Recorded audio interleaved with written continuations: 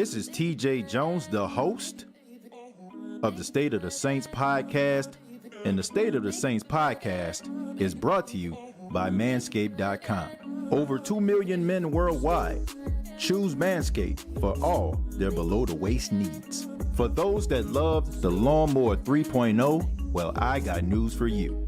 The Manscaped engineering team has confirmed that they have successfully created the Lawnmower 4.0. The Lawnmower 4.0 gives you the ability to turn the 4000K LED spotlight on and off when needed for a more precise shave. The new trimmer even allows you to customize your trim all through additional guards lengths, sizes 1 through 4. And looks-wise, it's sleek with a two-tone matte and gloss finish, even features a hot foil stamp, black chrome Manscaped logo.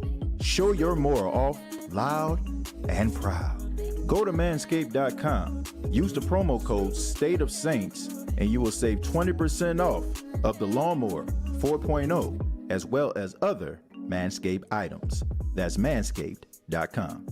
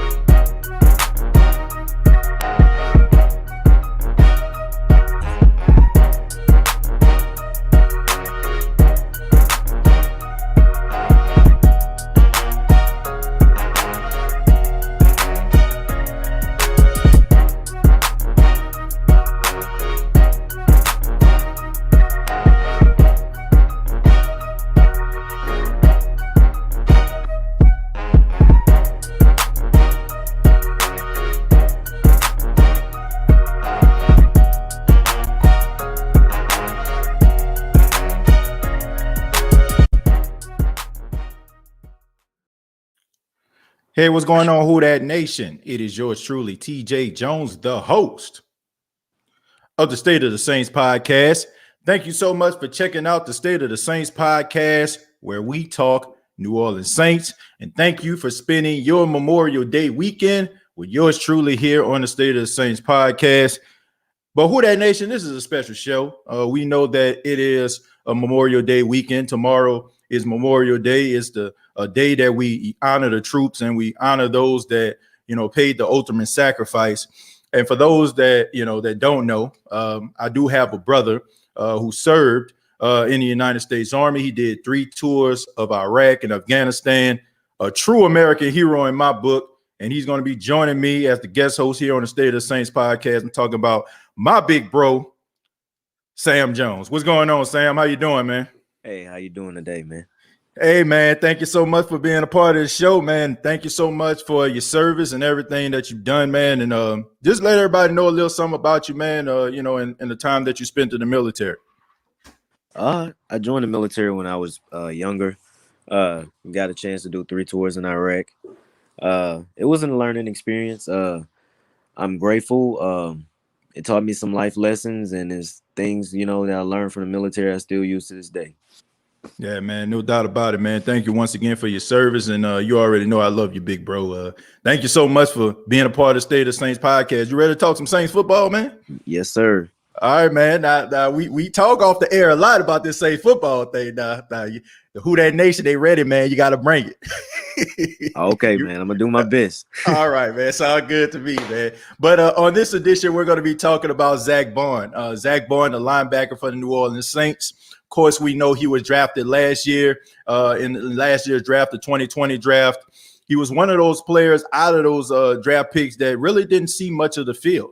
So we're going to be talking a little bit about him and can he turn a corner going into his second season. Of course, we know that linebacker is a real issue, Sam, for the New Orleans Saints this season. We know about Quan Alexander, who played really big last season. He tore his Achilles. Of course, he was a little bit too rich for the Saints' blood, so they couldn't bring him back. But they still have Demario Davis. They got Pete Warner, the rookie out of Ohio State. But there's still a couple of missing pieces of that linebacker corps. So, Sam, my question is to you. What do you think about Zach Baun, and do you think that he will be a little bit better going into his second season? I definitely do think that he will be better going into his second season. I mean, maybe he just didn't get the playing time because there were, more experienced linebackers there. But, I mean, it was a good opportunity for him to sit behind some more experienced guys and learn, the game of football. And, I mean, if you look at this guy's film, I mean, he did great at the combine.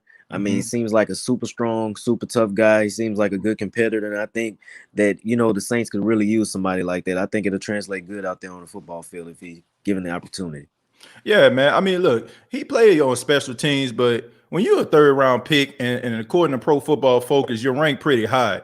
Like, I can name two guys that he was ranked higher than when it comes to analytics. Patrick Queen from LSU, who played for the Baltimore Ravens, and also Kenneth Murray, who ended up going to the Los Angeles Chargers. And these are two guys that were on the Saints' radar.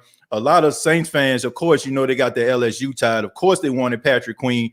But Kenneth Murray coming out of Oklahoma was definitely one of those guys that the Saints, well, not the Saints, but Saints fans actually wanted. And when you look at Zach Baun, I mean, playing on special teams, that can't be enough, right, Sam?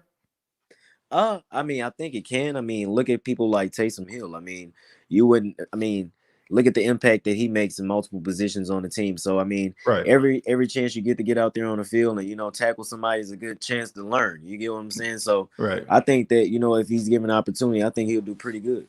Right. Well, I think he will. The only issue is when he was on the field, it was very minimal. But when he was on the field, it was mostly on third down. And, they was doing like blitz packages and what they call the NASCAR package when they have the defensive lineman rush the quarterback. But that's what he played in college. And, he was a guy that put his hand on the ground and rushed the quarterback. He wasn't a linebacker that stood up and tried to, go up against the tight ends and try to make sure the running backs wasn't catching the ball.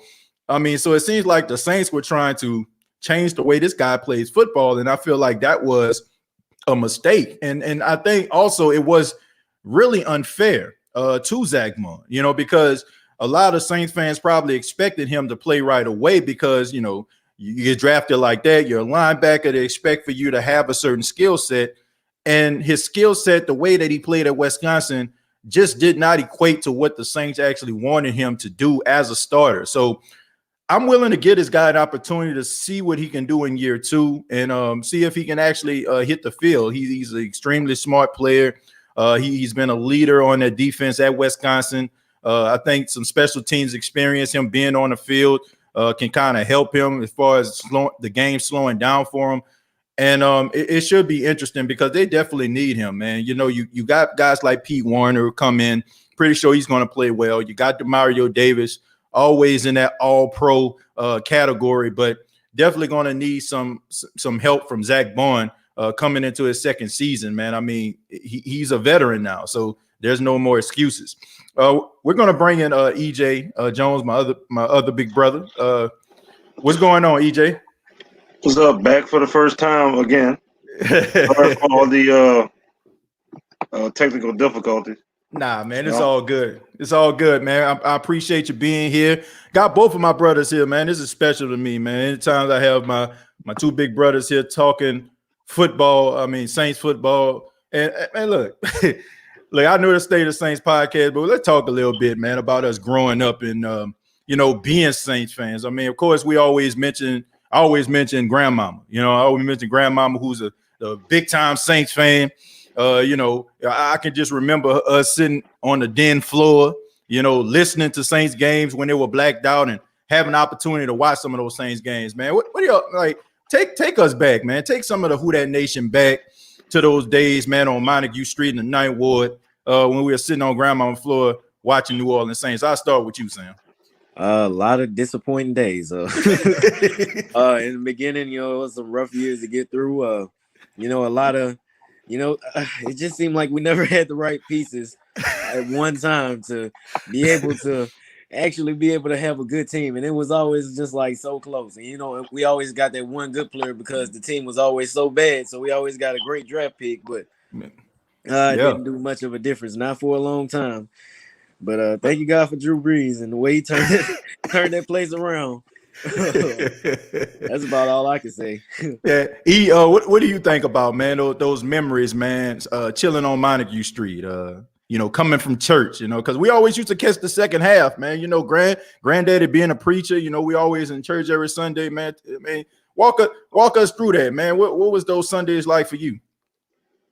Well, I hope grandma and granddaddy not watching, but I used to always duck out. I used to duck out for church or whatever, like before it was over, so I can catch before halftime. And you'd be so disappointed when you get home and the Saints down by 24-0, or 24-3, or something like that, or worse. So that's what I remember about it. I mean, you coming home listening to the radio on the way home. I mean, on the way to the house, right, or at church, right. I mean, you ain't hear me say that, but you ducking out all that church trying to listen to them on the radio, and they losing. So that's all I remember. I mean, walking home, the walks home, coming home, man, this dude's losing again.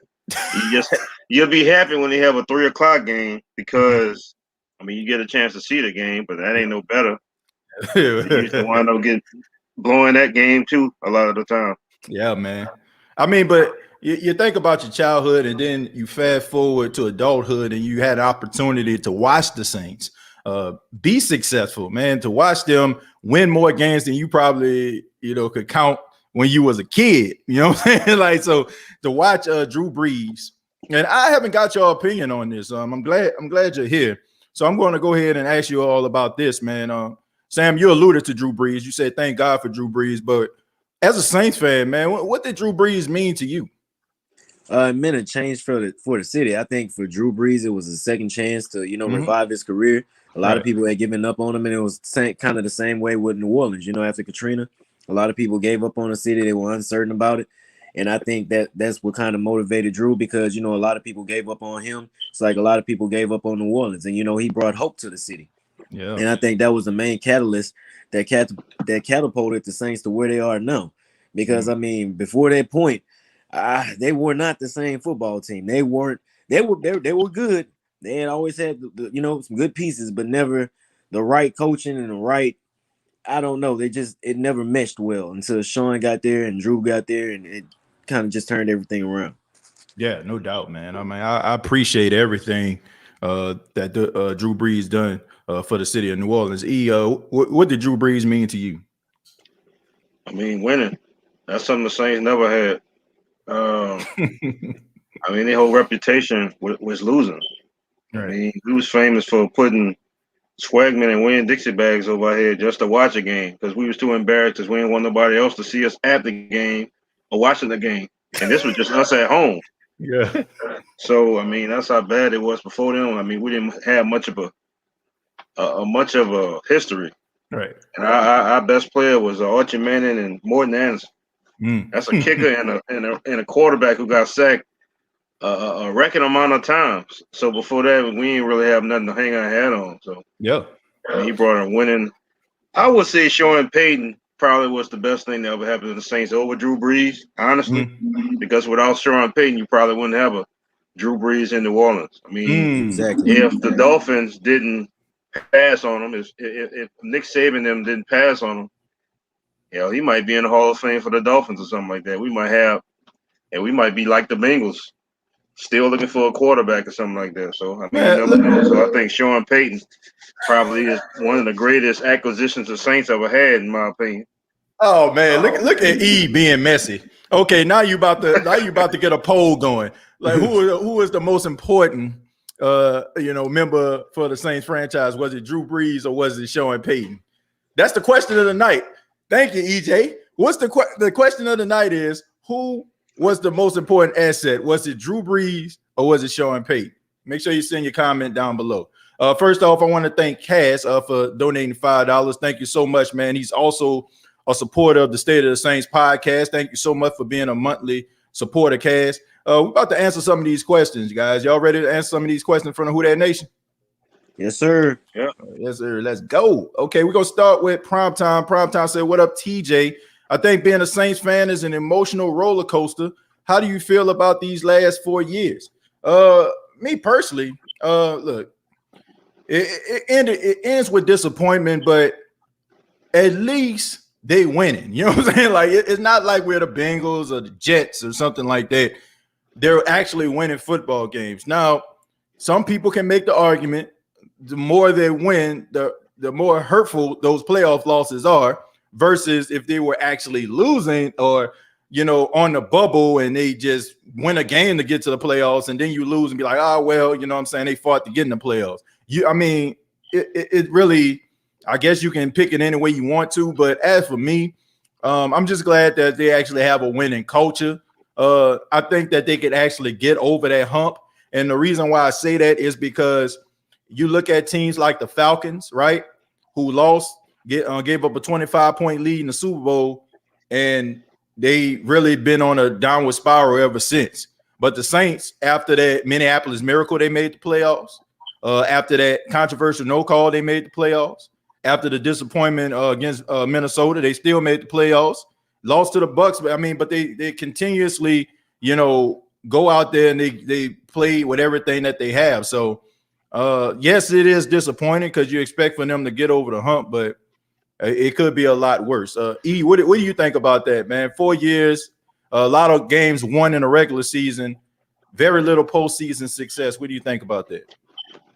I mean, I guess it's cause for get a lot of Saints fans spoiled in a lot of ways. I mean, back in my day, back when we was younger, we didn't have successes like this. I mean, Right. when nowhere in the world you could predict the Saints going 13-3, 12-4, or something like that, and number 1 or number 2 seed or something like that. Somebody would have laughed at you. You would have told you back in '96 the Saints was going to be a 12-4 team with a number 1 seed or number 2 seed going into the playoffs. I mean, you would have took that. Hell, we would have took 9-7 with a number 3 seed. I mean, we wouldn't have cared. But yeah, it is emotional. We are an emotional team. And these wins, I mean, they kind of like gut punches, to be honest with you. I mean, you can't really watch these sports shows because they always predict the Saints to win. Some do. Most of them, I would say most of them do. Some of them don't. But yeah, it's gut check when they lose these games. So it's a lot. Because I know that Tampa Bay game, I watched that. It's almost like you watch somebody falling off a building and you couldn't do nothing to stop it. You try to stop, go back. You couldn't do nothing to stop it, but they just fell off that cliff. Yeah, I mean, definitely, man. Sam, what do you think about that, man? 4 years, winning a lot of regular season games, and only to lose in the playoffs. Well, I'll say this, TJ. Being a Saints fan, and I hate to say it, but to be honest, you kind of get used to, disappointment. It's always that in the back of your mind, it's always sitting there because, the regular season wins are great. It's when you get to the playoffs, it's kind of back to that same disappointment. Don't get me wrong, making the playoffs every year is great. But, if you can't get past that hump, and you can't get some championships, then what is all the hard work for at the end of the day? Right. And I just think that I don't know. It's been a lot of disappointments. It's like it's always in the back of your mind, even when the Saints are on top. Like, man, I hope they don't bobble this or muck this up, and then they lose the game. But I don't know. I mean, look, there's a level of optimism every single year because the thing about it is they're winning. Like that's the thing about it. Like if they were like barely making it, then I'll be like, okay, but I don't know, man. I guess it's just the fact that I've watched this team my entire life, and I watched like some of the most disappointing moments. And it was times where we knew for a fact they weren't going to make the playoffs, and the fact that they're actually making the playoffs is a plus. And I just feel like there are just a few things that they just don't do. Like I just feel like they, in the playoffs they get a little bit too conservative. I'm just interested to see how they're going to plan out this year. I expect them to be a little bit more of a high-powered offense than they were in years prior. Because of Jameis. Because of his ability to get the ball down the field. Now you might see some errors because, of course, Drew Brees is special, but I think you might see something a little bit different. I think sometimes you need that type of stuff, man. It's almost like, I'm not comparing these two quarterbacks, but it's almost like with Alex Smith being a quarterback of the Chiefs and Patrick Mahomes being a quarterback of the Chiefs. Like you had the guy who was ultra conservative. Yeah, he was winning games, but when it comes to like going to the postseason, he couldn't take that extra step versus a guy like Patrick Mahomes who can do a little bit more than Alex Smith at that particular time. So I think that, with Jameis, he might be able to help them get over that hump because, I mean, you think about, like, it's not like the Saints were just getting blown out in the postseason. It seems like they always, make a play, but they can't capitalize on that play. Like you think about Mario Davis catching that pick, right? And Dan Arnold missing that catch in the back of the end zone. You know what I'm saying? That could have easily been a 14-0 versus a 10-0 swing. So plays like that, I feel like, prohibit the Saints from reaching that true potential. But I'd rather them be winning games than be sitting over here like, yeah, like I know they're gonna lose, like we used to back in the 90s. Lewis says, Lewis says, I live in San Diego. Before Katrina, Brees was above average quarterback at best in San Diego. Payton transformed Brees. Now, there's some validity behind this, man. Let's talk about this for a second. Now, I'll start with you, Sam. All right. Now, you look at Drew Brees, right? Like Lewis just alluded to. Drew Brees out in San Diego was not the Drew Brees that we have grown to love here in New Orleans. Drew Brees got benched one time by Marty Schottenheimer. And there's a reason why Phillip Rivers ended up getting drafted that early in the draft because they didn't believe that Drew Brees was the guy. You look at Drew Brees, you look at Teddy Bridgewater, you even look at Taysom Hill last season. He only lost one game as a starter. So is there some validity behind Sean Payton being the true mastermind behind the Drew Brees success train? I think so. I truly believe so. I mean, he's an outstanding coach. And I think that with his schemes and, the way he comes up with his game plans, right. I think that his goals are clear. And I think that he'll play to the strengths of any quarterback if given the opportunity. With enough time, I believe, with the right coaching, you can make him a winner. And Sean Payton definitely has a history of doing that. Yeah. Yeah, I really do, man. I mean, you look at Teddy Bridgewater, man, 5-0. Taysom Hill, 3-1. Even Luke McCown back in the day. I was talking to Stan Verrett the other day. Y'all check that out if y'all didn't see the interview. I interviewed Stan Verrett. And, I was talking to him about Luke McCown. Like when Luke McCown came in, played against the Carolina Panthers, I mean, he threw for 300 yards, man. And it was just an incredible interception by Josh Norman. I mean, he had Brandon Cooks in the back of the end zone for that touchdown. But Josh Norman, I mean, he just made an incredible play. So it just seems like to me, every time Sean Payton has to go to, another quarterback, that guy always finds success. So, E, what do you think about that, man? Sean Payton, should we give him more credit as a coach than people, really give him? I think Sean Payton probably the best coach in the league. I mean, you can go around and listen, say Andy Reid.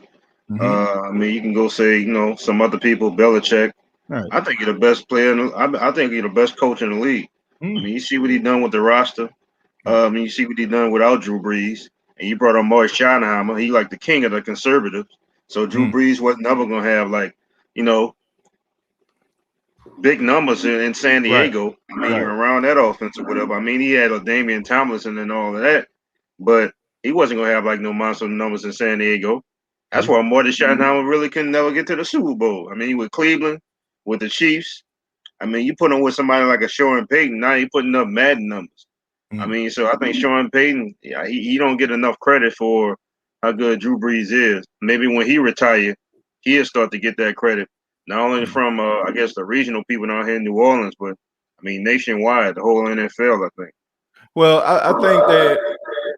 I think when you look at it, it's about can you win without the guy that everybody can join your success with.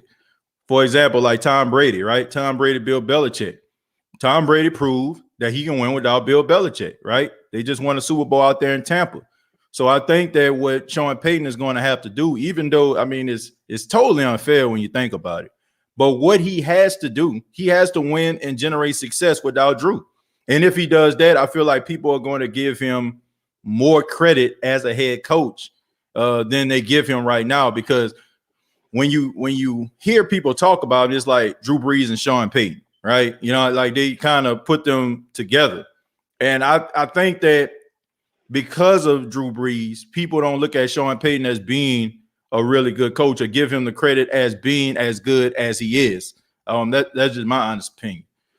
Ann says, I've been watching this for a long time before I subscribe. Well, I thank you so much, Anna, for subscribing to the channel. Really do appreciate that. Thank you so much. Cass says, is Jameis the hope? Are we looking at Aaron Brooks, same size as Jameis, same number, just pays and hop? He doesn't have those bloopers. Okay, so the comparison, Aaron Brooks, Jameis Winston, do you see any similarities with Jameis Winston and Aaron Brooks besides the number? we quick to clown Aaron Brooks, but I mean, in all seriousness, Aaron Brooks did win our first playoff game. Yeah, even though Willie Jackson clowned in that game. I mean, that's like the first playoff game the Saints ever won, like in the 40 or 50 something years during that time or whatever. Right. So I didn't like the way he left New Orleans, though. I mean, with the uproar and everything he caused, he was just ready to go. You could blame that on frustration from Katrina. Right. I don't know. I think he a bit more talented than Aaron Brooks. I think he got a bigger arm than Aaron Brooks. I think they got more talent around him than Aaron Brooks had when he was in New Orleans. I can say that. Defense was pretty good for New Orleans when Aaron Brooks was playing with him. But I think overall talent, I think Winston blessed with more talent than Aaron Brooks had when he was playing. Sam, what do you think about that comparison? Jameis Winston, Aaron Brooks. What do you think about that? How dare you, sir? No way can you compare Jameis Winston to Aaron Brooks. I mean, I think that Jameis Winston college film is better than everything that I saw in Aaron Brooks' whole NFL career. And I don't want to say that in a negative way. I'm just saying he wasn't a very good quarterback. Not that I remember, but I mean, I have. Watch yourself now, man, because they're gonna have those members of the Who Dat Nation gonna be in my inbox crying. How dare you talk about your brother talking about Eric Brooks, man? Like, come on. Well, to my defense, I mean, I call those my black Saints years. You know what? Where the games were so bad that you don't really want to watch the whole thing. You'll watch a little bit of it and just walk away from it and come back later and see the score. But yeah, I don't. I said, yeah, man, but I definitely think that Jameis is a little bit more talented. I think he's more mobile. I think he's a faster quarterback. I think he's a little bit more accurate. And like EJ was saying, I think he has a bigger arm. So I think he's a better quarterback all the way around. I don't know. Yeah, I do too, man. I mean, I like Jameis. You know what I'm saying? Like, I'm a Jameis Winston fan. I'm an advocate for Jameis Winston, his resurgence. You know what I'm saying? Because I really feel like he's doing all the right things now. Can that equate to success on the field? It remains to be seen. But I'm rooting for him because, I mean, look, and I feel like it's completely asinine that anybody would want to wish any type of ill will or for this guy not to have success. Like that's just absolutely ridiculous. Like, why wouldn't you? Like, if this guy is successful, that means that the team is going to be successful. So of course I want him to be successful, and I'm rooting for him. I'm rooting for Taysom. I'm rooting for anybody that's under center at the start of the 2021 season. But I don't see any similarities besides the number out of those two guys, and also, of course, the pretty much the obvious. They both black. That's about it. All right, that's about all I see. Dalton says losing to the Buccaneers was most heartbreaking.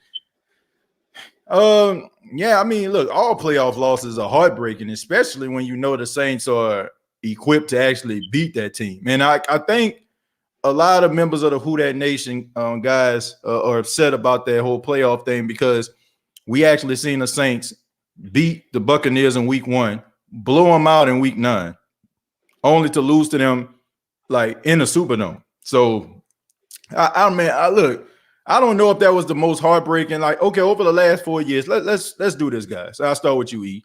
Over the last 4 years, what playoff loss was the most heartbreaking to you? That Rams game. I still ain't got over that one. I Mm. mean, I know everybody, hey, you never gonna get open. Man, no. That Rams game, that was the Saints. I mean, they still had a chance to win the game after the call, but I mean that Rams game, that was like, ugh, Yeah, that was the right in knife the in the heart. heart. Oh, yes, sir. Yes. Sam, what about you, man? Out of these 4 years, what do you think? Where's the loss? Like this game that I never want to think about in my life. What was it? 30. What was it? Like 33 seconds left in the game. And You talking about Vikings game? yeah, man. It was like 10 seconds in the game. 10 seconds left. I mean, just simply, I mean, just drop everybody you have back there. I mean, put the kicker back there, the punter. I mean, that's fundamental. That's like, kids football, just everybody go up for the ball and just make sure he don't catch it. That was, Right. I mean, that was it. That's all. The game was pretty much over with. And I was like, man, it was just, I mean, that was the most devastating playoff loss for me. Yeah. I mean, yeah, that was hurtful. I'm going to go with 2018, though, because of what it meant. Like, look, it was I understand the whole Minneapolis Miracle, but that was in a divisional round. Here we are, like a few ticks left, going to the Super Bowl, man, and they didn't call that, man. I mean, that was the most heartbreaking to me. Like, I could look, it was straight up blatant. Because to me, I'm gonna be honest with you, that 2017 football season, the Vikings were a better team than the Saints that entire season. Like, I'm just being serious. The defense was better. The offense, you know what I'm saying, of the Vikings was better. Like they played really, really good. The Saints were like a really young team. Like, that's what Lattimore rookie season, Marcus Williams rookie season, Alvin Kamara rookie season. So you had like a lot of young guys on that team. And to me, that's when they went on that. I think they went on like an 8-game winning streak or something like that. And I mean, they got like red hot towards the end of the season. But to me, the Vikings were a better football team. And the fact that the Saints would have got out of Minneapolis with a victory, a lot of people would have called that an upset. And you know what I'm saying? Like, to me, 2018, I really honestly strongly feel, fellas, that was the best Saints team ever. Like, seriously. Like, I think that team was better than the team that won the Super Bowl. Because if you look at it in hindsight, they should have went to the Super Bowl. Like, seriously. That team was good, man. I felt that team could have they would have beat the Patriots, in my opinion. They would have beat them. I think that that Super Bowl was boring as hell. I never watched it. I don't know. Have y'all ever watched that Super Bowl? Nope. Rams Patriots? Never seen that Super Bowl. When they gave that game away, I knew I wouldn't watch it. Never seen it. Never seen it. I never seen that game. So I think the Saints would have did a better job, and I guarantee they would have scored more than the points than the Rams scored in the game. They scored like 3 or 10. I don't know. It was like 10-3 or some crap. Yeah, man. I mean, a straight snooze fest. Terrence says, TJ, will have to give me my credit when Taysom Hill becomes a superstar quarterback this season. Never seen it coming. Terrence, I definitely will give you your credit if Taysom Hill becomes a superstar quarterback. But I'm gonna be honest with you, I don't see that happening. Okay, I don't see that happening. I don't see him being a starting quarterback, and I don't see him being a superstar. I feel like that, in my opinion, that's wishful thinking. But I don't know. Maybe I'm in a league all by myself. Sam, what do you think about Taysom Hill? You think he's going to be the starting quarterback this season? TJ, I said the same thing that you said when you answered that question. I don't see it being any kind of way possible Taysom Hill start the game. I mean, barring Jameis having an off the field issue or something like that, I think that clearly he's an actual quarterback. He's a pocket passer. Taysom Hill is kind of like that Swiss Army knife guy that you can use for a lot of different positions, but to stand back there and take 30, 40 snaps, I don't see him being that guy. I don't see him being able to complete that many passes. His accuracy is not the same. I don't think that's going to happen. So what you're saying is basically hell no to the no, hell to the no. So that's basically what you're saying. Yeah, I think that pretty much sums up right there for me. Okay. All right. E, what do you think about that, man? What do you think about Taysom Hill? Do you think he's going to be the starting quarterback? Man, look, if whoever gets the Saints to the playoffs, and with this roster of people that is a playoff roster, in my opinion, if he winds up being a superstar quarterback that a lot of people down here think he can be, so be it. My only dilemma is they's paying him. I want to say how many dollars? 15 million, something like that. I don't know. I want to say 12 million. Okay, 12 million. He's the backup quarterback or starting quarterback or whatever. Say Jameis Winston gets the job. He's the backup quarterback, right? So yeah. What's going to happen with all those plays that he ran last year? Would he win as many of those plays as he did last year, knowing now that he's going to be the backup quarterback? I mean, maybe that's a food for thought, but I would just wonder how that's going to be. I mean, he's running all these gadget plays and all of this, but he's the backup quarterback now. So say if he, knock on wood, hurt himself. I mean, who's your backup quarterback then? That's the only dilemma, that I have about all of this. Well, I look at it like a similar situation. I look at it like, for example, the same way how it was in San Francisco. You had when Drew Brees went out the game when he broke his ribs. You had Jameis come into the game. You had Jameis as the backup quarterback because Taysom can continue to run his Swiss Army knife type plays that you already had together during a week. That is why I feel like somebody like Ian Book, they're in the best situation ever. Because in an emergency situation, most likely 9 times out of 10, if he plays up to snuff, Ian Book is going to be the backup quarterback in game situations, not Taysom Hill. And then the next week probably is going to be Taysom Hill.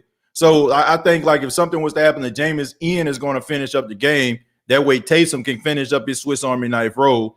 And then probably the following week, Taysom is going to come in and be that backup. That's the way I see it. So Ian Book to me is in a winning situation. You know what I'm saying? Like basically you're the third string. Well, basically you're the second string masquerading as a third string. So that's a good situation to be in, to be a rookie, in my opinion. That's the way I think about it. But I don't know, man. As far as Taysom Hill, like people just think that I don't like Taysom Hill, man. I'm just saying, man. I'm just being realistic. There was nothing about Taysom Hill that I just seen that just knocked my socks off. Like I just look at him throwing a football down the field. I look at him making plays, him making decisions. I mean, there's just nothing really that knocked my socks off. I'm just being dead serious. Like it's nothing against him. Here's my thing about Taysom Hill. I like what they had him do the last 2 years. The gadget plays when he lined up as tight end, wide receiver, running back, doing stuff like that. I mean, I like the way I like what he does. I think he could do more with Winston as the quarterback than with Drew Brees because of Drew Brees' arm script just being shot or whatever. The one thing about Jameis Winston, he could throw the hell out of that ball. He could throw the ball 60 yards easy. So I think when Taysom can get open, when Harris can get open, when Traquan Smith can get like 40, 50 yards down the field, now I feel like they actually have somebody that can strike the ball deep. They didn't have that the last 2 years with Drew Brees. So I think that's a plus. Yeah, me too. We got here, Alfred says, I'm willing to do a friendly bet on lunch, TJ, that Ian Book will be the starter this year, at least after week 5, and will take us to the playoffs. Look, I bet you 2 lunches that dude don't play. I bet you 2 lunches that Ian Book ain't going to be the starting quarterback. Wow. I bet you 2 lunches. This dude is not like, I get it. Look, I get it, bro. Like, I get it. We all love that shiny new toy. We love that guy that's the mystery guy, the guy that nobody ever seen do anything on a professional level. We love those type of guys. We love them. But let's just be realistic about this, man. Ian Book is not better than Jameis Winston, and at this point in his career, he's not better than Taysom Hill. Like, if we're talking about with Taysom, like, I'd rather have Taysom Hill on the field than Ian Book. I mean, I'm just being serious. Like, dude, dude is not better than Taysom or Jameis. That's just my honest opinion. I don't care. Yeah, that's a Shawn Michaels, Razor Ramon ladder match for the Intercontinental Belt reach right there. Yeah. I mean, wow. Stretch Armstrong. I've seen Ian Book at Notre Dame, and I can tell you right now, that boy ain't ready for prime time yet. Man, no. He not. I mean, he'll look like old boy from Denver if he got up in there kind of early. And I know they don't want that. But the Saints offensive line, one of the best in the league, I don't see that happening or whatever. I mean, we can't predict the one with Drew Brees or whatever. But no, I don't see it. He ain't ready. Nope. Ian Book, Sam, what do you think about that? I think it looks great on film, but I think he needs time to mature. Just like EJ was saying, sit down, learn from those older guys, get some coaching, and then, maybe he'll be up to snuff. But as far as being ready for it yet, I don't think he's ready for it yet. I don't think he's ready for prime time, and I'm going to tell you why. I encourage everybody to go back and check. There's plenty of film on him because he had the opportunity to play at Notre Dame, a lot of NBC games. Go and check it out. Notre Dame, year after year, for the exception of the University of Wisconsin, Notre Dame always has one of the best offensive lines in football. This guy had one of the best offensive line in football, played a pro-style offense, had all day to deliver a ball, and he still was inaccurate in some situations. When I look at guys like that, like, I don't really judge you based on, you running out of pocket, you under duress and stuff like that, plays break down. Like, that's exciting, but the two things that I look at when I'm looking at a quarterback, can you read through your progressions, number one? And number two, like, when you have time, can you deliver the football with accuracy, pinpoint accuracy? And he struggled, man. It came and went. And that's one of the reasons why I'm saying that I don't see him being a first-year starter. Like, if we're talking about 2 and 3 years, then maybe he could probably come in. But to say that this guy is going to be the future, and I know why people are saying this. I know why. Number one is because the dude the same height as Drew Brees. People getting all crazy because he got a birthmark by his eye just like Drew Brees. And everybody just looking at like, oh, man, he went to Notre Dame. He a winner. Look, Tim Tebow was a winner. Chris Leak was a winner. Who else can I name? You know what I'm saying? Ryan Leaf. Ryan Leaf was a winner. You know what I'm saying? That don't mean that you can play on a professional level. Chase Daniel was a winner. If we want to be honest. Colt McCoy. Missouri was the number one team in the nation when he was there. I mean, come on, man. Like, that's what we fall in love with, the shiny new toy, but we really need to start looking at what these guys can actually do. And to me, no disrespect, I like Ian Book. I really do, man. I'm glad that he's with the Saints. I think he's a leader. I think that he's tough. But to say that this guy's a first-year starter, I just think that's wishful thinking. I don't see that. I don't. I really don't. Bucks won because I can tell it was Drew last game. Next up is the Minneapolis Miracle.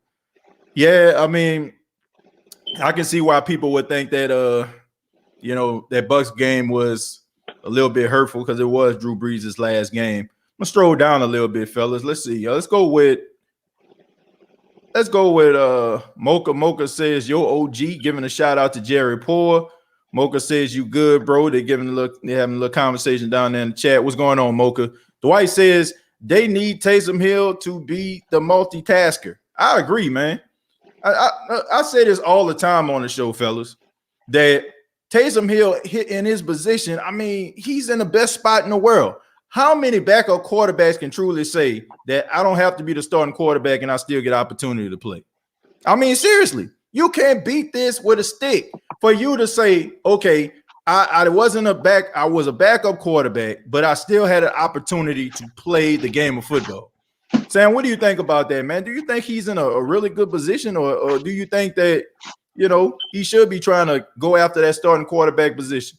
I think he's in a really good position because, I mean, anybody with common sense to know that that's going to be Jameis Winston's job. I mean, you're talking about a guy, that didn't have, a great season, but has proved that he can be an NFL quarterback. Right. Then you have a guy like Taysom Hill, ahead of you who, has proven that he can at least start an NFL game. So to think that you're going to come, right out of college, and we're not talking about a Patrick Mahomes type, guy, Right. coming out of college that's, been all hyped up or something like that. He's, Right. kind of like, just an above average quarterback that with the correct coaching, can maybe progress into, that passer that you want him to be, years down the line, but he's not ready for it yet. I think he needs time to develop. Right. Yeah, look, I just feel like he's just in the best spot, man. He's in the best spot that he's going to be in. That's just my honest opinion. You're not going to get no better than that. You're just not, like unless you're about to go out here and just be a starter, multi-time MVP, first team all pro, you can't get in a better position. Like I said, you're a backup quarterback, but yet you still have opportunities to play. Like, come on, man. That's the best thing ever. Watch Me Now says the pathetic performance of the Rams made me feel worse about the Saints being screwed out of their Super Bowl performance. I didn't see it, so I can't tell you which way or another how I feel about that. I really don't. If you ask me, I'm a little bit of a conspiracy theorist. I look at that as being like a business type thing, okay, they were a team that moved from St. Louis to Los Angeles, and Los Angeles is a spot where they just got to, and they're trying to make it appealing to the Los Angeles market. So maybe by having them go to the Super Bowl, generate a level of excitement, create a fan base out there, maybe that'll help them, and be able to sell some tickets, especially like in Los Angeles, because you got so many things that you're competing with. Hollywood, all these different shows and all that kind of stuff. So maybe they look at, okay, if we take this team and bring them up here, maybe they'll be a little bit more successful. But I'm a conspiracy theorist. That's the way I look at it. I just find it funny that the San Diego Chargers and the St. Louis Rams couldn't buy a playoff spot. As soon as they moved to Los Angeles, both teams made the playoffs. I'm just saying. I don't know. That's just weird to me. That's just weird. But, for every Los Angeles team, you can say, well, Vegas didn't make the playoffs. So I guess you can't. Yeah. Exactly. Big Who Dat from Edmonton, Alberta, Canada. Okay. Shouts out to Edmonton, Alberta, Canada, home of I don't promote what he did, towards the end of his life, but it was the hometown of Chris Benoit, one of my favorite wrestlers of all time. Wrestlers. Yeah, the Canadian crippler, you know what I'm saying? But shouts out to Edmonton. He said either Jameis or Taysom is going to be exciting to see a new look for the Saints. Yeah, man, I agree with that. It's interesting. For the first time in 15 years, we got opportunity to see a quarterback that's not named Drew Brees. So it got to be pretty exciting, right? Yeah, it's exciting. You knew this day was going to come. Like when your kids get old and it's time for them to go off to college or whatever, you knew the day was going to come.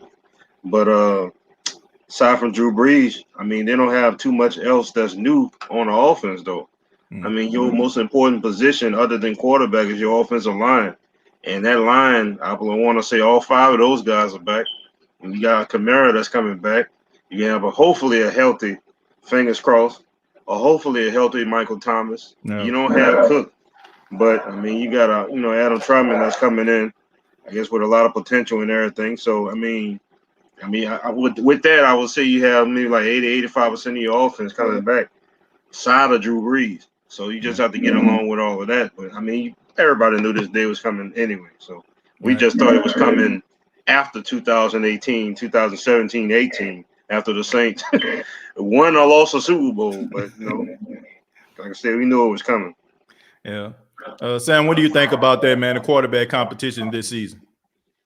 I don't believe that there is a quarterback competition this season. I believe that you go with Jameis because he's a clear and logical choice. I do believe that, God forbid something happened to Jameis, I think that Taysom would be that number 2 guy. But, like I said, I think that, it's not rocket science. I think that, you go with the guy who is proved that he can be a starter, and I think that's Jameis. Yeah, man. There's a lot of Saints fans that are Taysom Hill fans, but I just feel I have a strong feeling that Jameis is going to be the starter. But I want to take this opportunity right now to acknowledge the sponsor of the State of the Saints podcast, Manscaped. I want to thank Manscaped for the Lawnmower 4.0 that's available right now. Father's Day is just around the corner, and it would be a great Father's Day gift. Manscaped.com, over 2 million men prefer Manscaped.com for all their grooming needs. Use the promo code State of Saints. That's all one word in lowercase letters, State of Saints, and you will save 20% off of the Lawnmower 4.0, as well as other Manscaped items. No matter if you spend $100 or $10, use that promo code State of Saints, save 20%. Thank you to the fine folks at Manscaped being the official sponsor of the State of the Saints podcast. And also, I want to say to everybody out there, go ahead and hit your boy with the Arthur Fonzarellis. Give me 2 thumbs up. Go ahead and hit that like button. Let everybody know you're enjoying the State of the Saints podcast. Hit them with that A. You know what I'm saying? Hey. I got that Happy Day song stuck in my head now. Thank you very much for that. Hey. Swag Fan says Ian ain't even close to holding St. Jameis sweat towel. Wow. You taking it a little further right there. Say that boy ain't ready for prime time. That boy ain't even ready for 12 o'clock games in that matter, right? Well, we got training camp to prove it. I mean, that's what the starting spot gonna be. That's what it's gonna be had pretty much. That's who's gonna win it. I don't think it's just going to somebody. I mean, you got to win it in camp or whatever. Yeah. You don't have as many preseason games as you once had. So right. Win in camp. Exactly. For some reason, I got a feeling that Jameis will ball out this year. I can see him coming back on another 1-year deal, helping the Saints with the cap situation, and then we sign him long term. Mocha, thank you so much for the comment, man. I appreciate that. That's a good point, man. A lot of people feel like Jameis Winston gonna turn a corner. Sam, what do you think about that? Jameis Winston balling out this season. Do you see that? I do see it as being a possibility. I think that Tampa Bay kind of left a sour taste in his mouth, and I believe that New Orleans is giving him an opportunity for kind of redemption, and the potential has always been there. I think he's just more focused now. I think he's in a lot better shape than he was in Tampa Bay, and I think that we're going to see a whole different Jameis this year. Yeah. EJ, is he going to ball out, or do you see that? I mean, I think it's up for him too. Everything the table set for him. I mean, you look at him in the locker room. He's doing eating whatever, dancing with everybody. That's the Saints' MO right there with the strobe lights in the locker room. I mean, he got all the talent. I mean, you go back to Florida State, even with Tampa Bay, dude, a likable guy. Yeah. It's just that he got to cut down on a lot of those turnovers, and I think Sean Payton, I think he's going to put him in a lot of more positions for success than Bruce Arians did or whatever. I think he got a better running game. I think the offense just generally better. The offensive line is better. The defense he got a better overall team than what he had in Tampa Bay. And I think Sean Payton will put him in more positions to win. So, will he ball out? Yeah. Will he win MVP? Maybe not, but he don't have to on this team. Like I said, we got a strong running back. We got a strong offensive line. Just do your job. Throw the ball away if you don't see nothing open. Don't take no sacks. And, just protect the football. And I think he'll be all right. Yeah, me too. All right. You got to live to fight another day. Q says there will be plays with Book lined up at wide receiver and Taysom taking snaps at quarterback to fool the defense. You're shaking your head. You don't see that? Nah, I don't see that. A dude still, like I seen Ian Book. No, I don't see it. He's the most athletic. They had him running at Notre Dame, but he's not the most athletic quarterback. I don't see that. No. Do you see Ian Book and Taysom Hill being on the field at the same time? Yeah, only at practice. I agree. I second the motion. That's why I see them being on the field together in any situation. Somebody gonna have the ball. Somebody gonna have the Gatorade, like Tim doing. Exactly. Man, your boy's crazy. And we move on. Jared says that's when the treatment creeps up. Believe me, I don't know exactly. I don't know exactly what it means. I know they got a Bucks fan in the chat. I won't even acknowledge that on this night, man. It's good, man. I got my brothers with me, man. I ain't entertain that foolishness, man. Ian Book needs to develop and stop throwing off that back foot. there's a lot of things that he needs to develop, man. And look, people when here's the thing, and I feel like we need to stop doing this. When we expose or say something that a person is limited in, oh, you a hater. No, even when people say, oh, Jameis threw a whole bunch of interceptions. Look, they're entitled to their opinion. That don't make them a hater. They're expressing facts, right? He did throw a lot of interceptions last time we seen him as a starter. When people bring up people's limitations, that don't make you a hater. That don't make, like, people need to stop that stuff, man. People need to stop it. Like, he needs to develop. And no matter how, even with Jameis needs to develop. Taysom needs to develop. Ian needs to develop. These guys need to develop to be the quarterbacks we want them to be. And here's a news flash for everybody out there, all these Saints fans. No matter who the quarterback is, you're going to see things that you normally wouldn't see at the quarterback position. You know, I mean, it's just what it is. I think people, to my opinion, maybe I could be wrong, but I think a lot of people are looking for the quarterback that is going to throw for single-digit interceptions and going to be throwing for 4,000-5,000 yards. I don't see, me personally, I don't see any of those guys doing this. Not even Jameis. I don't want to see Jameis throw for 5,000 yards. I mean, do y'all want to see that? Because, I mean, last time I checked, I think only Payton Manning was the only quarterback I seen throw for 5,000 yard team made a Super Bowl. Everybody else team who throw for 5,000 yards, that mean they defense suck. So maybe y'all can help me out with this, man. I mean, what do y'all think about this? Ian Book, Taysom Hill, Jameis Winston, you got 3 quarterbacks. I mean, what are y'all expecting? Sam, I'm going to start with you. What are you expecting? Like, looking at these 3 guys, you have to believe that there's going to be some drop-off in quarterback play, right? Not exactly, TJ, to be honest with you. Okay. I think that Jameis is going to get his bread and butter. Sean Payton he's kept the field with Michael Thomas if he's healthy. And I mean, if not, they're going to drop the ball off to Alvin Kamara. With the offensive line being that good and being able to move those defensive guys around, I think we're going to see a lot of good production regardless, whether it be through the air or on the ground. They're a pretty well-balanced team. So it's pretty much in Jameis's hands to make the most of the situation, opportunity that he'll have, you know? Okay. So, I mean, look, you're using Jameis a lot. So, I mean, I just guess you pretty much said it earlier, and I guess we'll just go ahead and, double down on this because of the new people that just filing in. So you just think there is no competition. You think that it's Jameis' job to lose, right? I mean, pretty much. I mean, he's the logical choice, TJ.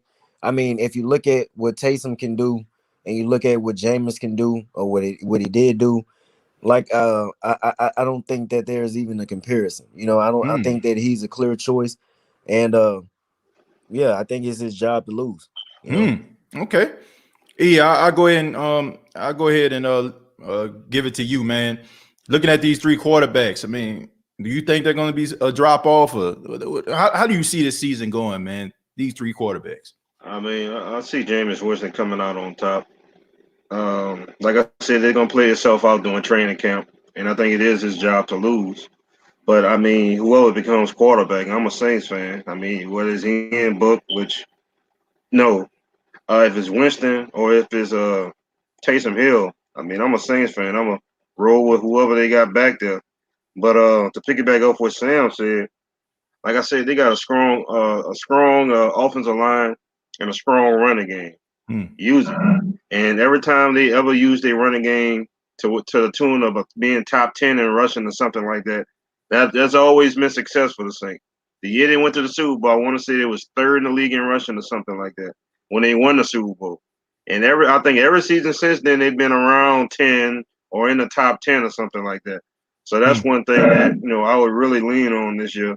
I mean, you got Murray. I mean, you got Alvin Kamara. I mean, run them boys. You got Taysom Hill. He'll come in and give you maybe 40 or 50 yards or something like that. So I think of all the years everybody been a Saints fan, I think they really need to lean on that running game this year. Yeah, I agree. They definitely got to lean on the running game, and I talked about this. I talked about this on the last show. I talked about how I feel like the running game is going to help Jameis Winston out. See, that's the difference. Jameis Winston never really had a good offensive line. With that, the more the ball is in the air, y'all know this, man. The more the ball is in the air, the more likely it's being picked up. Exactly. So I think that you have to take that into account. Cap Manning 2020 says Payton probably drawing up plays for Jameis right now as we speak. Elite coaching. I agree. Yep. I agree. I definitely agree. Payton at a restaurant downtown right now. Got some mustard and some mayonnaise and some ketchup. Running up plays or whatever right now. I agree. I mean, the guy never sleeps. Wait a minute. Tebow was the truth in college. In the pros, he couldn't catch a break. I don't know, man. Look, I like Tim Tebow. I think he was a fierce competitor. I enjoyed watching him in college at Florida. Okay, but I think we all can agree he just was not a good quarterback, man. He just was not. Now, you can say because he was under a microscope that he didn't have opportunity to develop, because the thing about it was, it's not like, to me, I'm trying to think of a quarterback. Okay, just right out my head. I don't know why I'm thinking about this guy. Jacob Eason, right? Jacob Eason is a quarterback for the Colts, right? Jacob Eason came from Washington. He had a big arm. You know what I'm saying? A lot of people compare him to like a Drew Bledsoe type guy, big arm, Robo Sack type, Rob Johnson type guy.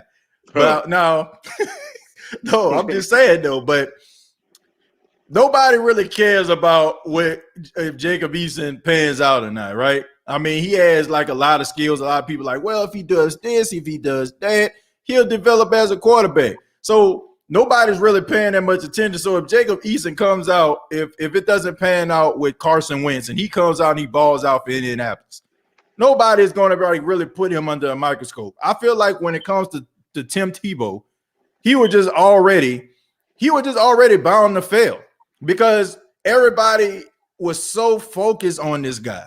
They were so focused on him that if he throws an incompletion, it was amplified.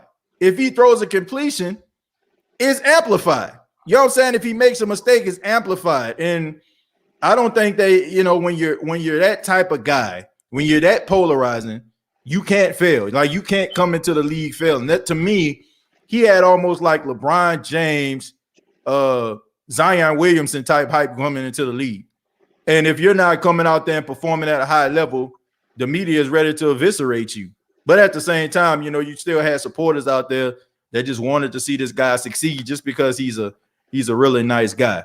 I mean, what do y'all think about Tim Tebow? I know this is the state of the Saints, but I mean, what do y'all think about Tim Tebow? I'll start with you, Sam. I believe that maybe Tim Tebow, had he had more time to progress of it as an NFL quarterback, then he may have been a mediocre quarterback at best. I believe that he had the potential. I believe he was a great athlete, but by him being thrust into that starting position like that and having so many expectations, I believe that it was no way that he could have, made everybody happy. I mean, when you brought it up, it kind of made me laugh, because I remember at one point in time, everybody was Tebowing. He'd get on one end, I mean, that thing swept the nation. Everybody did. And I mean, it's like he got all the attention for the wrong reason. He was a really lovable guy, but you just wanted him to be a winner, and he wasn't giving you that. So, but I mean, he didn't really get an opportunity either, because it was like more like win now, because that's what they expected of him. So, kind of wish you would have saw him, have a few more years to develop. I think he could have, maybe been a great quarterback. Interesting. E, what do you think about that, man? Tim Tebow. What do you think about his career? Wasn't John Elway an executive on that Denver Broncos team when he was playing for the Broncos, or was that before John Elway? Nah, it was John Elway. Yeah. He was So it makes sense. I mean, maybe John Elway didn't see himself or enough of himself in Tim Tebow or whatever.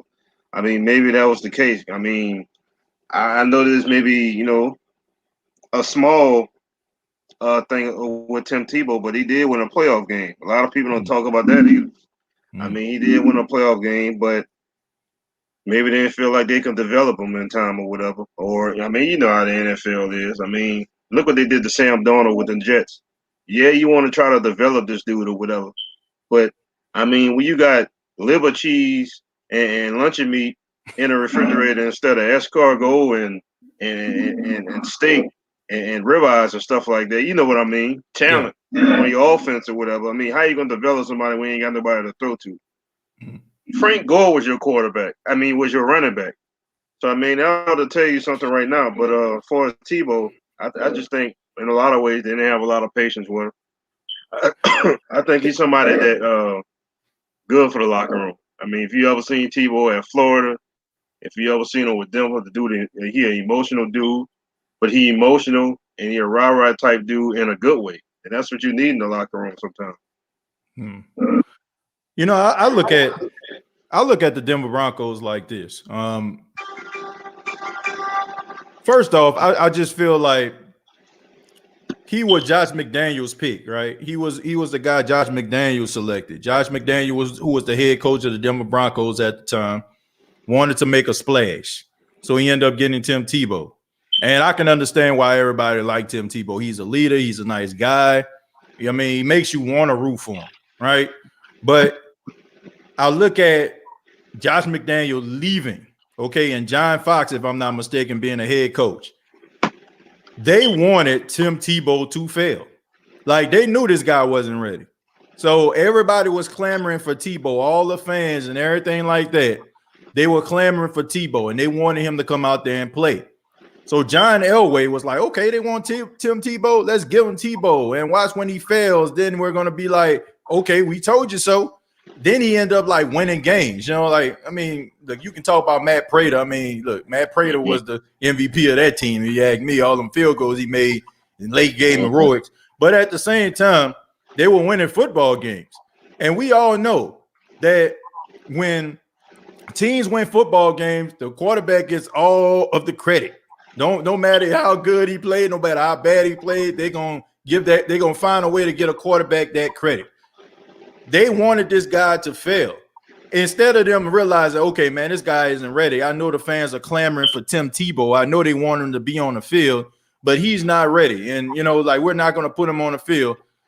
They, you know what I'm saying, they decided to put him on there because they wanted him to fail so badly. So that's just the way that it was. So if he probably would have sat on that bench and developed as a quarterback and waited his turn, and he probably, now I'm not saying he would have been MVP candidate or nothing, or first team all pro, but he definitely could have been a serviceable quarterback. But, you know, the way the NFL is now, when you're a first round draft pick, man, look, the organization want to see you on the field.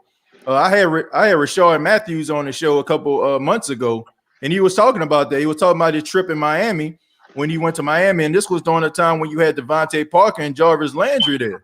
And he was a guy, you know, who came there. He had to, you know, you were jockeying for position. And even though he said was tearing it up in camp, man, they were more focused on Jarvis Landry and Devontae Parker because those guys were first-round draft picks.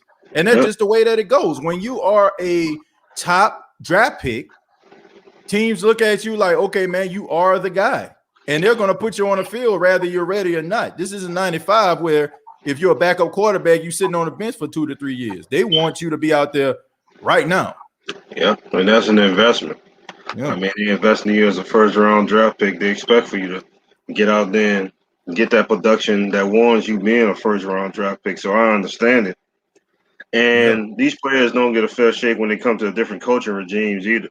You know, the regimes, they bring in the offensive players, defensive coordinators, offensive coordinators, or whatever. And a lot of times I don't think they get a fair shake as far as giving the players that's there a fair shake or whatever. Like you just said, you said that was Josh McDaniels' quarterback.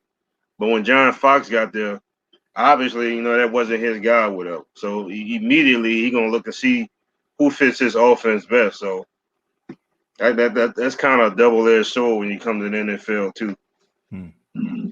Yeah, that's true. Tidra says, thing is, we don't want him to get 5,000 yards. We want our running game to work good enough where he don't have to throw that much. All we saying. I agree. You got to have a balanced attack. And I feel like that's something that has helped the Saints become successful as a franchise. during those times where they have made those deep playoff runs. You have to have a balance. You have to have a balanced attack, man. Throwing the football all over the place 30, 40 times a game, man, that ain't winning nothing. You know, I'm serious, man. Like normally when a guy throws the ball like 40 plus times, like he's playing catch up. Like you need a balance, man. And that's something I hope that the Saints going into the 2021 season pay attention to, having that balanced attack, being able to have a good, you know what I'm saying, a good run pass balance. That is definitely what they need if they're going to try to get anywhere. Playoffs, deep playoff run, division title, you're going to need you're going to need that balanced attack. D says, watch me now. Deonte Harris will be undeniable, very Tyreek-like. So I guess he's referring to Tyreek Hill. Sam, Deonte Harris, big time kick returner, big time special teams player. We seen him play a couple of times, man, at the wide receiver position, break off some runs, extremely elusive and a bona fide playmaker, man. What do you expect to see him going into his third season? I hope that we get to see him on the field a lot more. I believe he can stretch the field out a lot, a good amount. I believe that he plays real good in the slot. I think he'll be a good asset for us. He kind of reminds me of a Lance Moore, but a little bit more faster, So I think he'll be a good addition to the team, get him out there on the field a little bit more. Yeah, definitely gonna have to get him out on the field, man. He's a guy that's electrifying. A guy I feel like that when he left the game in that divisional round versus the Bucks, I mean, his absence was definitely felt. Him breaking off a couple of those punt returns, putting the Saints in the red zone both times in that Chicago Bears game. He was wide open. Taysom Hill just was a little bit late with the football. He has opportunities, man, where he makes plays. The only thing that bothers me about Deonte Harris is his stature, man. I mean, when you're like 5'6", 5'7", 170 pounds, and you got 200 plus pound, 300 plus pound guys tackling you, you're more susceptible of getting injured. But him as a player, I mean, he's pretty much lightning in a bottle, right? Yeah, he is. And they brought up Tyreek Hill. I think he can play that same exact role Tyreek Hill plays, even though he's smaller than Tyreek Hill. Think about Harris in that Tampa game. I mean, he was a target. He was the only one that they could not account for in that game, which, I mean, so he had to be, going out of the game, so to speak.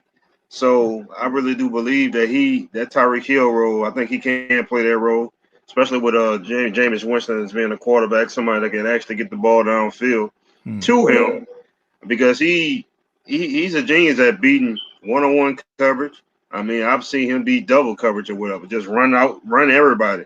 So, but he needs somebody to throw him the ball, and I think Jameis Winston, I mean, he could do that. But being diminutive at 5'6", Tyreek Hill is 5'8", 5'9", so he's a full 3 inches shorter than he is. And Tyreek Hill is kind of compact and stocky or whatever a little bit. Look like he can take some hits, but I mean, how Harris holds up over the long term, especially if they want to play him in both ways, offense and special team. I mean, I think that could be big for the Saints too, because Well, you can't just sum up a guy by his stature, EJ. I mean, let's not forget about Darren Sproles and how valuable he was to the Saints for years. And I mean, if you look at the size of that guy, I mean, they're about what and what. Darren Sproles was maybe a little bit bigger than him, but I think that as far as speed and what they can bring to the table for the team, I think that'll actually be more beneficial for them, in the long run. Yeah, I think that the only difference, if I can say it, would be that Deonte Harris, I mean, he has that injury history. Darren Sproles, like, if you watch Darren Sproles play, I mean, he was such a smart football player. I mean, I think if you look at, like, Darren Sproles is probably one of the most smartest football players you're ever going to find. Like, if you look at some of the plays, he has a way of, like, getting out of bounds, or, he has that low center of gravity for the defender not to really get that good blow on him. The only thing about Deonte Harris that bothers me is he's extremely courageous, but at times, like, I think that sometimes he can be a little bit too courageous. You got to be able to pick your battles. if you look at that divisional game, right? Not the first punt return, but the second one. Honestly, it was a good play, but it should have been a fair catch. He took a shot, like a guy hit him like right in the midsection. And like I just feel like plays like that, you got to just be careful. Like I just feel like Alvin Kamara does a really good job at this. Nobody really gets a really good blow on him. Darren Sproles was the same way. I don't know. I think if you look at Deonte Harris, I think he needs to look at footage of Darren Sproles. I think that would be beneficial to him. Like by him looking at Darren Sproles, because I feel like Darren Sproles footage would be able to help him tremendously as a player. But I'll definitely agree. I mean, that's a good point that you made there. I mean, size shouldn't matter, but that's the only I won't say it matters, but it does bother me, man, because I just feel like it's always going to be that, that one, he's going to be like always be one hit away from not being available. And that's something that I don't know if he needs to gain a little bit of weight. I mean, I've seen like pictures of him like on social media lately, seeing like he gained a little bit of weight, and it's like he's been in a weight room. So hopefully that can help him absorb some of those big shots. Mm-hmm. And it says that's real. We've been through a lot as fans. We've been through way more before Payton. Oh, that is definitely true. That's the understatement of the decade right there. That is literally. We're gonna read a few more, man. Then we're gonna get up out of here. Let's go with D. D says the best thing about Jameis is he definitely hates the Bucs. Saints need a Buck killer. I don't think he hates the Bucs. I don't think he hates them. I mean, look, it's a business. It's business at the end of the day. Do I feel like he has a chip on his shoulder? Absolutely. A team that drafted you first pick overall decides that, we can find a better quarterback than you. Of course, you're gonna have that chip on your shoulder, but I don't think he hates the organization.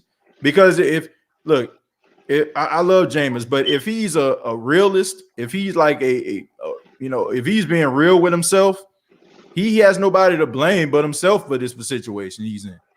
Because if he would have played a little bit better or made better decisions, he probably wouldn't be in this position he's in right now. I mean, I don't feel bad for saying that because this is a guy who every time you see him, he's taking accountability for his own career. So by him taking that accountability, I gotta say, you gotta believe that, if you would have played better, you wouldn't have been in this position. So I don't think he's angry or hates the organization. I just think that he has a chip on his shoulder because they gave up on him. Sam, do you think that Jameis Winston is angry and hates the Bucs organization, or do you think it just left him with a chip? I think it just left him with a chip on his shoulder. I don't believe anybody has ever traded off a team actually, has any animosity toward their past team. But, they always bring that extra level of competition to that team. And I think it'll work out in our favor because the Buccaneers are in our division. We know we have to play them twice a year, so it'll be good to see that competition. And I'm anxious to see I'm anxious to see how Sean Payton use them in those matchups against the Buccaneers this year. I think it'll be some exciting football. Yeah, no doubt about that.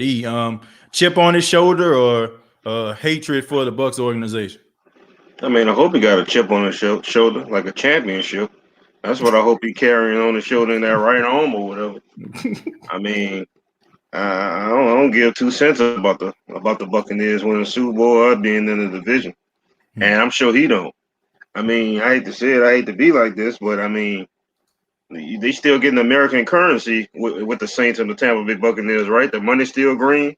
So, yeah. I mean, the only difference is the uniform. That's pretty much it. You're in the same league, you're in the same division. You're just playing for a different team. Yeah. But he can go into this year with a chip on his shoulder, especially if he get that starting gig or whatever.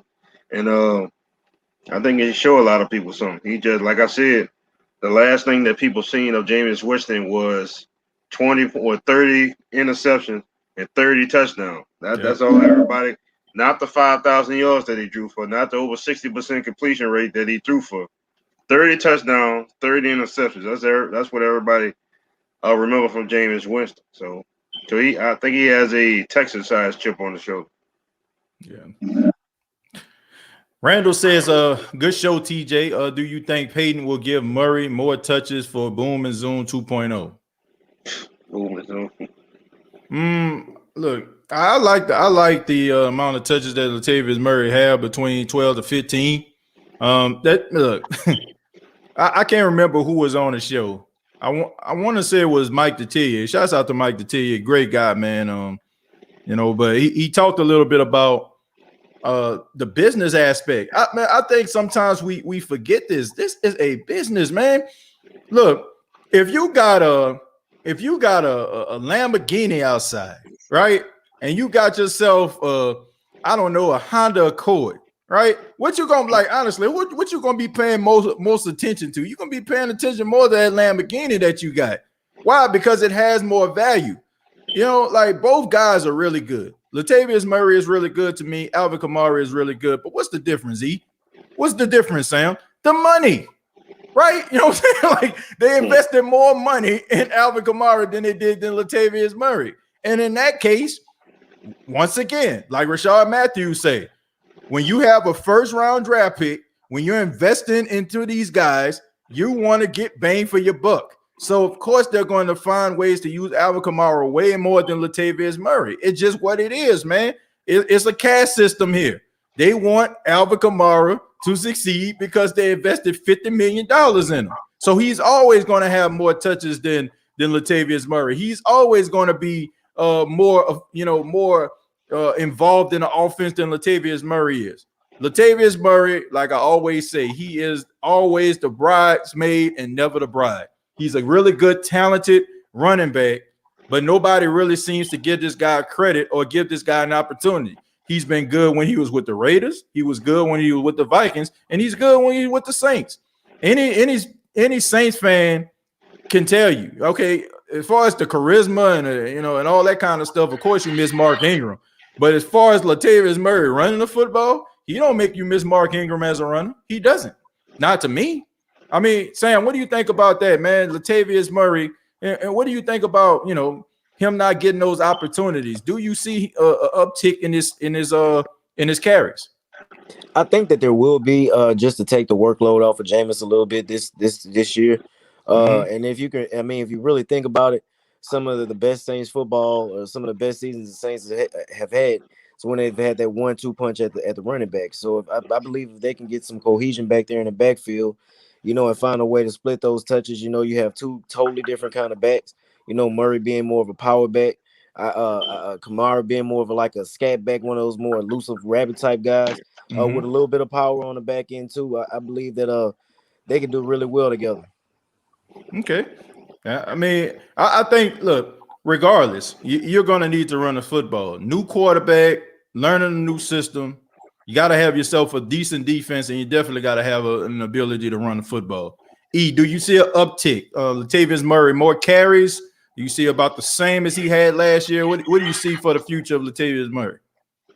I mean, yeah, I see him having more carries this year because I think the Saints going to run more this year. One thing I hope that they do with Latavius Murray is when he's getting hot in the game, like when he's getting yards, I'm talking about like 5+, 10 yards here, 15 yards. Like, keep him in the game. I mean, I know you won't feed that Ferrari or whatever. You want to give him that good gas. You want to give him that expensive oil change and whatnot.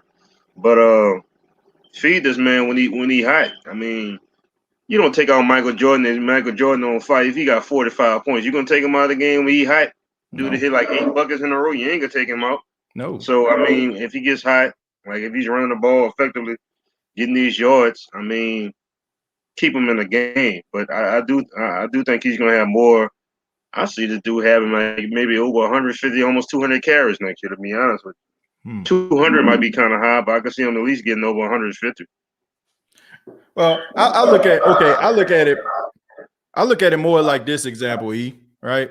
I used to be a Sacramento Kings fan, right? So it's like, to me, it's like Mike Bibby was the starter, right? Mike Bibby was the starter.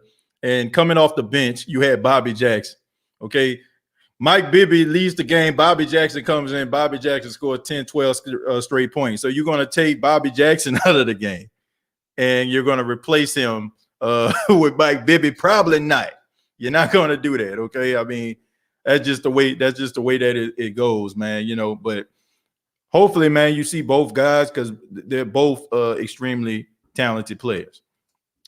Deonte Bell, thank you very much for the $9.99. Says, I think it's Dwayne Washington time to break out, to keep bringing him back. So they obviously see something, and the chances he got in blowouts and stuff like that, he shows out. I don't know, man. Dwayne Washington, I think he's a very talented special teams player. Okay, he's a very talented special teams player. All right, you know, but I mean, that's just the way I see it. Dwayne Washington, E, what do you think about him, man? You see Dwayne Washington possibly getting some playing time? I mean, he might get playing time, not so much on offense. I mean, maybe to spell Murray and Kamara. He gonna really have to show something to get some PT on offense, though. If they get, I mean, there's just some guys that they gonna use on special teams. He's just one of those guys. I mean, you always see Callaway. You always see the other big receiver that we have.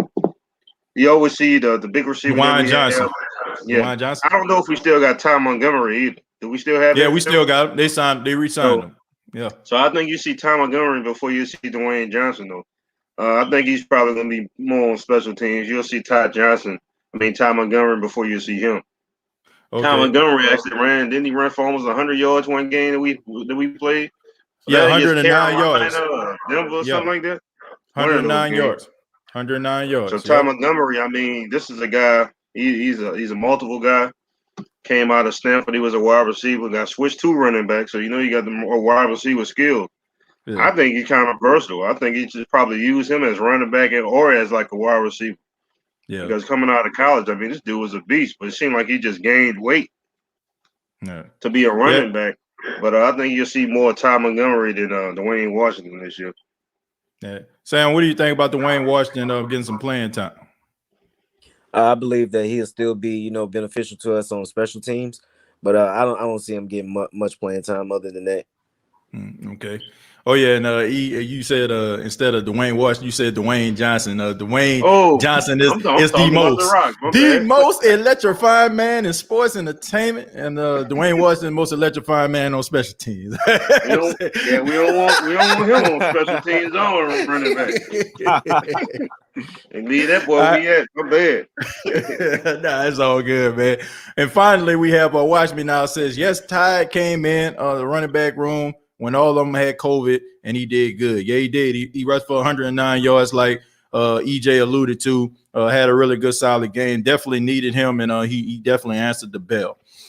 But I want to say thank you to everybody that checked in and checked out the State of the Saints podcast. I want to say thank you to my brothers EJ and Sam being a part of the State of the Saints podcast. Man, thank y'all so much for spending time and answering some of these questions from the Who Dat Nation. I know they enjoyed you all, and go ahead and give you all, the final your final thoughts. What do you all think about the Saints going into the 2021 season? Sam, I'll start with you. What are you expecting from the black and gold?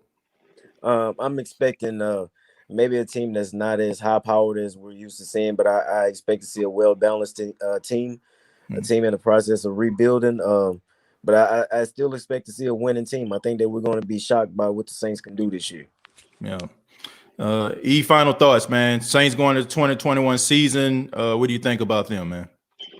I mean, I think they're still a playoff team as far as the roster, as far as what they got on talent. But they got a lot of teams that could be playoff teams as far as rosters and talent, but don't make the playoffs. So I think if the Saints went in and did the work that they're supposed to do, has been doing, and take that up a notch, I just think that they have to get up higher because a lot of people expecting for them to fail. So while they might have a playoff roster, the playoff talents and all of that kind of stuff, I think they're going to have to bring it because they're going to really be behind the 8 ball this year, I think. Yeah, definitely. They're definitely going to have to bring it. And but I expect for the Saints to, pick up where they left off last season. Yes, Drew Brees will be missed. It's hard for you to make up for an all-time great first ballot Hall of Fame quarterback there's a lot of leadership in that locker room. There's a lot of guys that have been with this team through some of the worst times and some of the worst defeats. So it's time for these younger guys who were young back in 2017 to step up, be those leaders that we know they can be. And I guarantee you that the Saints should be there towards the end. But once again, thank you both so much for being a part of the State of the Saints podcast. I know you have your podcast, Pick Six Blog World. Go ahead and plug that real quick before we sign off. As always, you can hit me up at Pick Six Blog World, at Instagram, at Twitter. I have a Facebook page also. You can also hit me up on Anchor.fm, Amazon Music, iPhone, Spotify, and about 5 other ones which I forget the name of. But Beeper, Bluetooth with a string. Yeah, exactly. Dixie cup with a string on between two-way pager. Exactly. Yeah, I'm gonna have to write it down and put it in my wallet or something like that. Payphone. Exactly. Yeah, usually I come up with stuff like Messenger maybe like pigeon. once a week or whatever. I want to kind of make more stuff each week, but yeah, that's me. Yeah. Yeah, and Sam, man, once again, man, thank you so much for being a part of the Memorial Day edition of State of the Saints podcast. Thank you so much for your service, man. I mean, doing 3 tours of Iraq, definitely an American hero to me. You know what I'm saying? I'm pretty sure Emmanuel, EJ alludes to that as well, Yes, man. sir. Thank you so much, man. We love you, and thank you so much for being a part of the show, man. It was fun as hell, man. Anytime I can get my 2 brothers on the show, man, talk Saints football to me, it means a lot to me, man. Thank you, Sam. Hey, ain't no problem, man. I love y'all boys, and I love talking football, man. And hopefully we do something good this year. Yeah, man. Hopefully we do, man. Hopefully we don't have any of those bad days when we was on Grandmama Flow, you know what I'm saying, rolling all over the flow. Hopefully we ain't roll over that furnace. Y'all know what I'm talking about in that day. That furnace on the floor. In December, that thing was hot, boy. Hey, real talk though. Before we go, hey, y'all remember we used to melt those that Play-Doh on that thing, man? Yeah, That thing used to be stank, bro. that thing cost Play-Doh, crayons, all that kind of stuff. We used to be dropping Play-Doh and crayons in that thing, man. Hey, Grandma and them gonna kill us, man. They see this show. But anyway, thank you so much for being a part of the State of the Saints podcast. Subscribe to the YouTube channel, youtube.com, search The State of the Saints podcast. Also on facebook.com, search The State of the Saints podcast. Before you leave, go ahead and give your boy a thumbs up. Previous episodes available on iTunes, Spotify, iHeartRadio, Anchor FM. State of the Saints podcast, once again, brought to you by Manscaped.com. Use the promo code State of Saints, all one word, all lowercase letters. Save 20% off on Manscaped items. Once again, Manscaped.com, free international shipping available. Till next time, all I got to say is, who dat?